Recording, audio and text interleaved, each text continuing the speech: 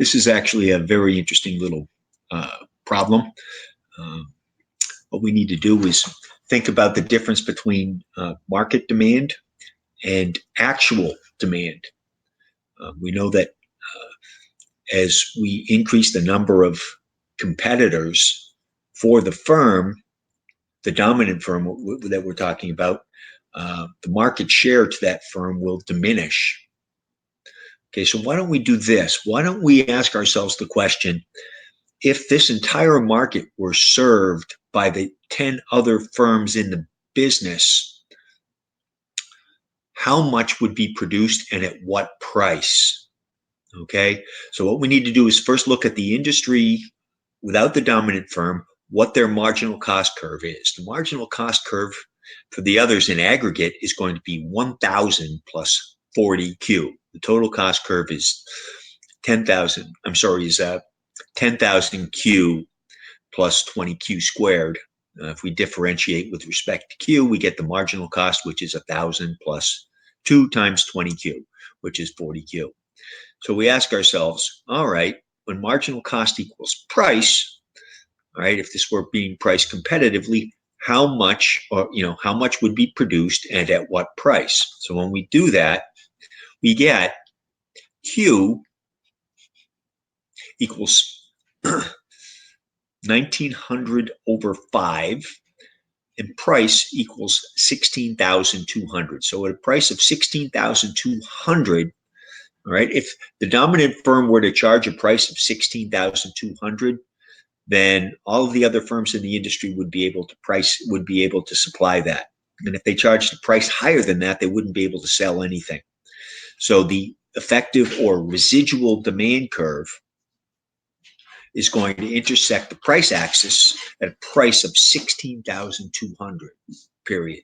Now, clearly, if the dominant firm wanted to give away everything for free, the market would absorb 2,000 at a zero price. So we still have a linear demand curve with an x-intercept or quantity intercept of 2,000 and a price intercept of 16,200. The marginal revenue curve will be twice as steep. We know that from the relationship between demand curves and marginal revenue curves. And the marginal cost curve for this dominant firm is flat at 2,000. So what we'll do is we'll equate marginal cost with marginal revenue, and we see that this intersects at a quantity of 876.54 units. And at that particular price, they will charge $9,100. If they charge $9,100, then the market is going to want 1,090. That's 1,090. Okay, we can see that where I've got this little green spot coming down here, the green number. Okay, now the question is, what kind of profits are being made? All right, we said that first of all, if the total supplied and demanded is 10,090, all right, the rest of the market is going to be supplying 213.56 units, or each of the 10 firms about 21.35 units. Okay, now if we look at the total revenue for the dominant firm, we take a price of 9,100 times the quantity of 876.24, we get a total revenue of 7,976,514. We can plug the quantity into the cost function, and we get 1,763,080 for a total profit of 6,223,434.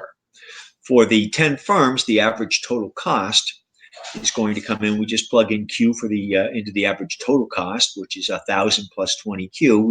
Average total cost is 5,000.